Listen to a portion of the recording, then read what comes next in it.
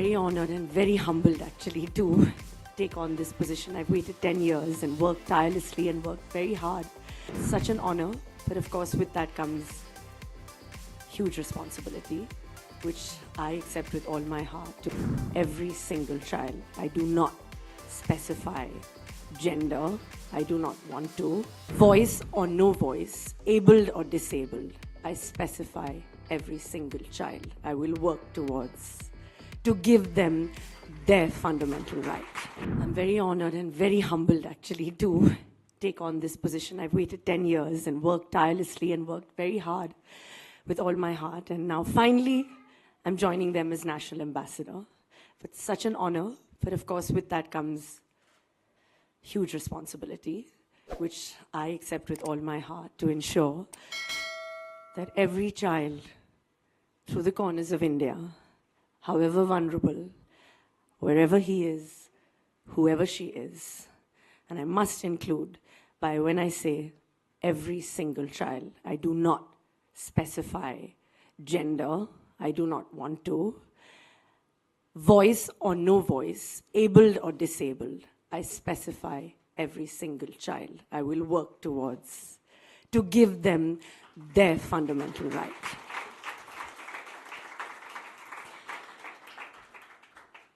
Every child deserves a fair chance to life. The first 5 years of their life being their foundation. Every child deserves a childhood. The first 5 years, once again I repeat, being the most important and formative years. They deserve a right to safety, a right to gender equality, a right to education, primary education, safe environments, health and nutrition. They basically deserve a fair chance at life itself. And there are two things that I feel are the most important thing as being a mother now that I realize that whenever I see Tim and Jay, there are two things that I always have in my mind, which I want for every possible child. And I know that I'm confident working with UNICEF India, and of course, the government and its partners together, we're going to work tirelessly and make the effort. For two things, of course, like I said, health, nutrition, everything. We're going to spread the word about breastfeeding, how important that is. But there are two things that always, kind of I ring a bell when, because now I'm a mother.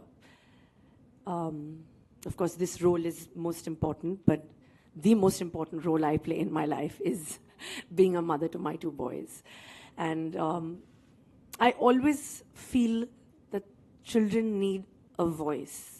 They like to be heard, whatever it is, whichever environment they're in, whether it's talking to their parents, talking to their peers, talking to their teachers. They want to be heard. They want to feel like someone's listening to whatever they're saying, at whatever age, babbling, saying, being opinionated, however, but they just want to be heard. And that is something that I make a conscious effort of with my children, is if they have a voice, we must hear them clearly.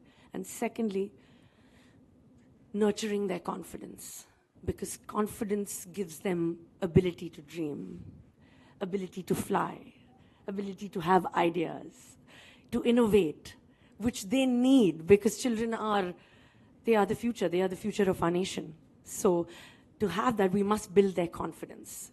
So that is also a fundamental right, which we have to do. And by that, I mean engaging them in sport, drama, painting, arts, reading, things like that, which we plan to do. And that's what I really want. These two things are, I think, the most important thing in the formative years of a child, which I'm quite sure we're going to do in the coming years, that we're being associated together. And of course, I would like to say that it's been an absolutely tremendous journey, a decade together with UNICEF India. I've been very lucky for some wonderful memories, a few of which you guys saw, and the video which they made, which was so nice. Thank you so much. Through them, I actually got to visit, so many schools. I spoke to children, parents, teachers. They spoke about, their dreams, what they want to be, and what they want to do with their life. And some who didn't have a voice, were actually sharing with me, and I was understanding beautifully, and I saw them all engaging together, which was the beauty of it. And, hearing them was, it's just absolutely brilliant to see. And I would, like to thank UNICEF India for giving me those moments. I'm forever grateful for that I had that time, and I want to have more such memories where we can spread, whatever I just said. So thank you for this honor, and it's such a responsibility, and I'm so excited about it. And I can't wait for more exciting and engaging conversations that are never going to stop, hopefully.